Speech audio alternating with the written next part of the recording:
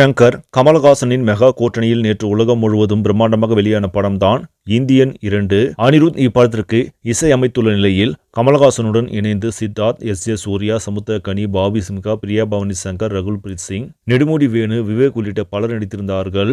சுமார் 250 கோடி செலவில் தயாரான இப்படம் திரையரங்குகளில் வெளியாகி சற்று கலவையான விமர்சனங்களை பெற்று வந்தாலும் பாக்ஸ் ஆபீஸில் யாரும் எதிர்பார்க்காத வகையில் சக்கைப்போடு போட்டுக் கொண்டிருக்கிறது.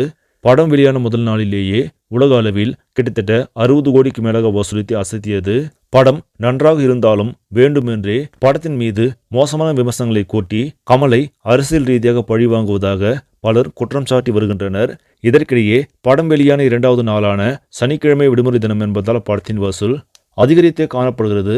அதன்படி 2 நாட்கள் முடிவில் இந்தியன் 2 திரைப்படம் உலக அளவில் 120 கோடி வரை வசூலித்திருப்பதாக பாக்ஸ் ஆபீஸ் வட்டாரங்கள் தெரிவிக்கின்றன.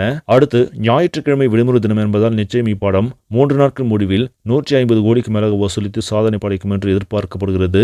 இதற்கிடையே சில கலவையான விமர்சனங்கள் வந்து கொண்டிருப்பதால் படத்தின் நீளத்தை குறைக்க ஷங்கர் முடிவு செய்திருப்பதாகவும் சொல்லப்படுகிறது. சரி, நபர்களே, பொறுத்திருந்து பார்ப்போம். இந்த செய்தி உங்களுக்கு பிடிச்சிருந்தால் லைக் பண்ணுங்க, ஷேர் பண்ணுங்க, மறக்காம நியூஸ் தமிழ் சேனலை சப்ஸ்கிரைப் பண்ணுங்க. அடுத்த வீடியோவில் சந்திக்கலாம். நன்றி.